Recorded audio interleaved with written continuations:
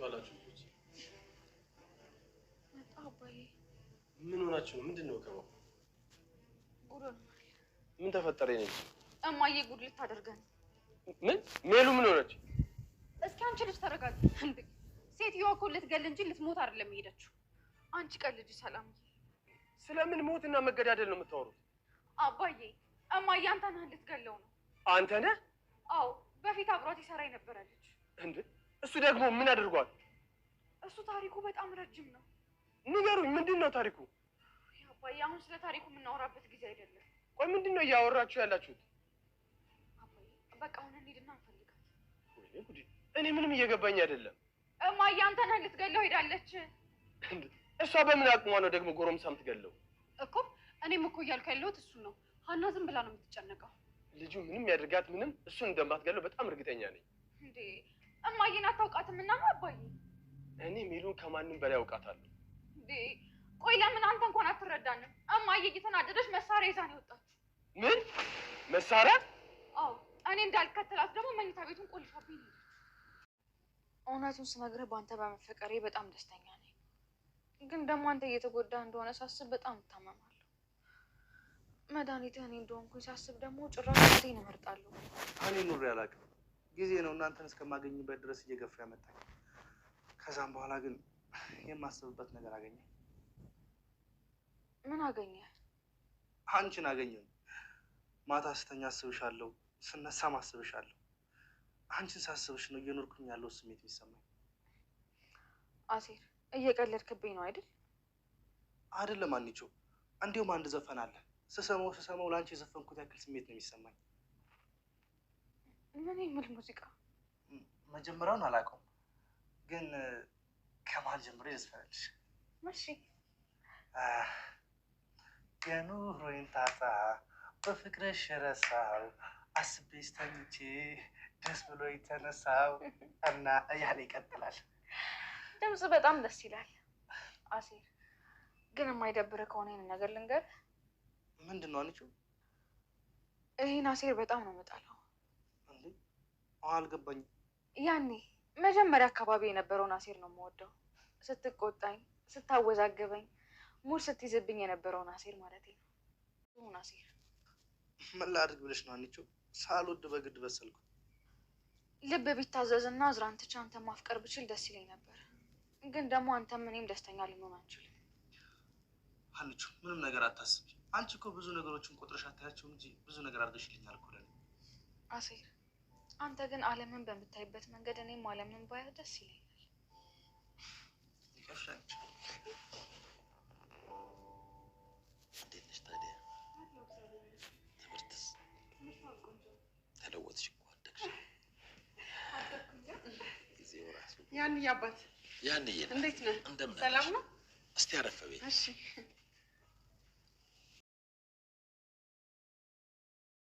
ሰላም ለእናንተ የሆኑ ውድ ቻናላችን ቤተሰቦች በያላችሁበት ሰላማችሁ ይብዛ። ለዚህ ቻናል አዲስ የሆናችሁ ሰብስክራይብ፣ ላይክ፣ ሼር በማድረግ ቤተሰብ ሁኑ። ኖላዊ ድራማ ክፍል 181ን ይዘንላችሁ መጥተናል። ወይዘሮ ሜላት አንተነህን ልትገል እንግዲህ ከተቀጣጠሩበት ቦታ ደርሳ ነበር። ነገር ግን ሰላም ለወንድሟ ሁሉንም ነገር ስለነገረችው እሱም ወንድሟ በጣም ተናዶ ባደረገው ነገር እህቶች ላይ በደረሰው ነገር በጣም ስለተናደደ አንተነህን የሆነ ነገር ለማድረግ ተቀጣጥሮ ነበር። ነገር ግን አንተነህ ብልጥ ነው። ሁለታቸውንም ተመሳሳይ ቦታና በተመሳሳይ ሰዓት ስለቀጠረው ሜላት የሆነ ነገር እንደምታደርገው ስለጠረጠረ እናም አንተነህ በሽጉጥ ሊደፋ ሲል ምናሴ ደርሶ አድኖታል ማለት ነው። እሱም ለሱ አስቦ ሳይሆን ያዳነው እናቱ ድጋሚ እስር ቤት ከዚህ በፊት ታስራ ምን ያህል ችግር ውስጥ እንደገቡ ስለሚያውቀው ድጋሚ እስር ቤት ገብታ እንድታሰርና ቤተሰቦችም ዋጋ እንዲከፍሉ ስላልፈለገ እማዬ ተረጋጊ ብሎ እሷን አስጥሏት አንተነህም አምልጧል ማለት ነው። በጣም ተናደደች። ምክንያቱም እንዴት ታስጥለኛለህ? ልገደው ይገባ ነበር። ልጆችን እንደዚህ ሲጫወትባቸው እኔ ዝም ብዬ ማየት የለብኝም ብላ በጣም እየተናደደች ነበር። በሌላ በኩል ሰላምና ሀና እናቷ ምን ያህል ተናዳ እንደወጣች ስላየቻት በጣም ተጨንቃ ነበር። ሰላም ለማረጋጋት እየሞከረች ነበር።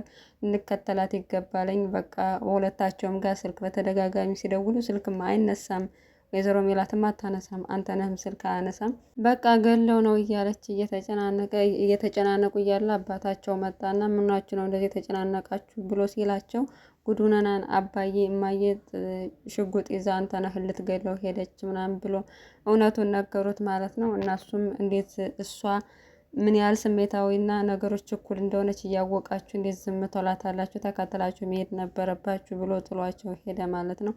በሌላ በኩል ቤቲ አንተነህን እየተከታተለችው ነበር። ያው እሷም ስለሚከታተላት በድጋሚ እሷ ከአሰሪዋ ጋር በጣም ችግር ውስጥ የከተታት እሱ ከመጣ በኋላ ነው። ስለዚህ ብድሯን ለመመለስ እሷም እየተከታተለችው ነበር እና ከወይዘሮ ሜላት ልጆች ጋር በተደጋጋሚ ሲገናኙ ስላየችው ሄዳ ለሱ ልትናገር ነበር።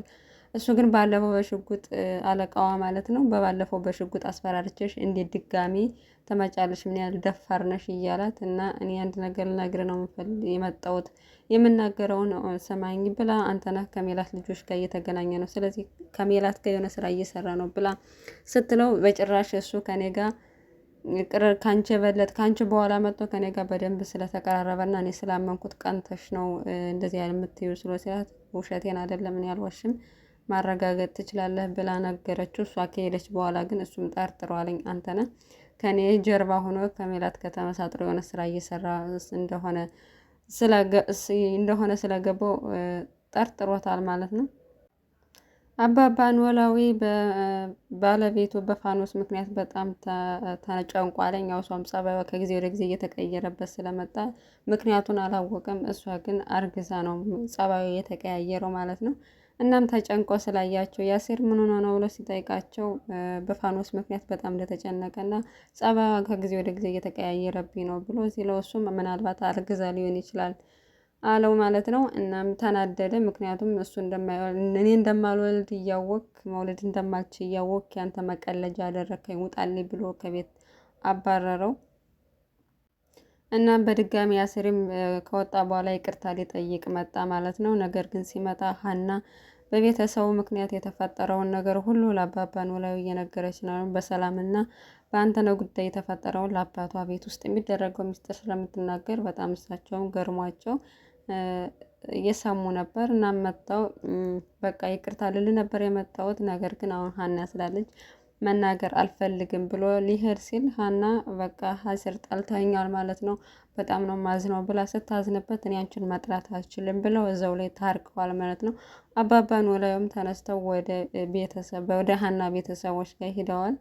ምክንያቱም የተፈጠረውን ነገር ለማስማማት እና በመሀላቸው የተፈጠረውን የሰላምንና የወይዘሮ ሜላትን ጉዳይ ስላወቁ ለማረጋጋት እና ያለፉበትን ታሪክ ሙሉ ታሪክ በጣም የሚያስተምር ከዚህ በፊት ሱሰኛ እንደነበሩ ያጨሱ ይቅሙ ስለነበሩ ከዛም በኋላ እናታቸው እንዳረፈችባቸው እና በዛም ምክንያት በጣም እንደተጎዱ ማለት መለወጣቸውን እናቱ ሳታይ ስለሞተች በጣም እንደተጎዳ ያን ሁሉ ነገር ታሪክ ተናግሮ ወጣትነት በጣም ከባድ ነው፣ ስለዚህ ይቅርታ አድርጊላት ብሎ ልጇን ይቅርታ እንድትል ወይዘሮ ሜላትን ነገራት። እሷም ይቅርታ ጠየቀቻት። ሰላም ጉልበቷ ላይ ተግሯ ላይ ተደፍታ ይቅርታ ጠየቀች ማለት ነው። በዚህ ምክንያት እንግዲህ ሁለታቸውንም አባባ ኖላዊ አስታራቂ እንደመሆናቸው መጠን ሁለታቸውንም አስታርቃቸው ሰላም ተፈጥሯል ማለት ነው።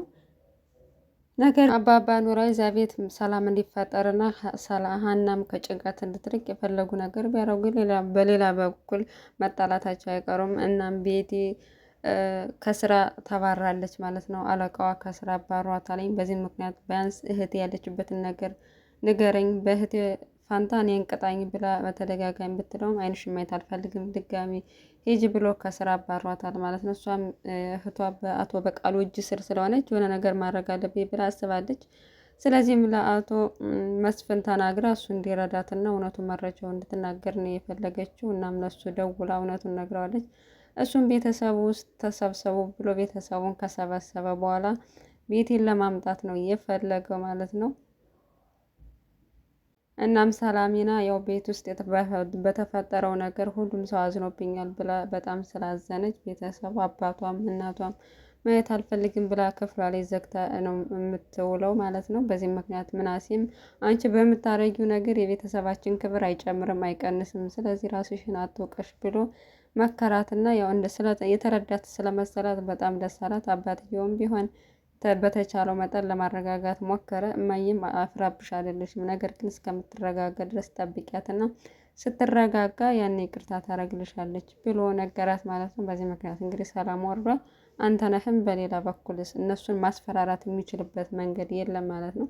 እና አጎትየውም እውነቱን ሲሰማ በጣም ነው የተናደደው። ጭራሽ እናንተ ቤት ውስጥ ሲጀመር እነሱ ልጆቻችሁ ምን እያደረጉ እንደሆነ ረስታችኋል እና ይሄ ነገር የት እንዳተፈጠረ እኔም በፊት ቀድሜ አውቄ ነበር፣ ነገር ግን ቀጥሬው ነበር ግንባሩ ብሎ ስላልመጣ ነው ብሎ እየተናገረ ነበር ማለት ነው። ቤት ውስጥ ያለውን ነገር ሁሉ ስለሚከታተል እሱም ጠበቃ ለመሆን እየሞከረ ነው ለቤተሰቡ።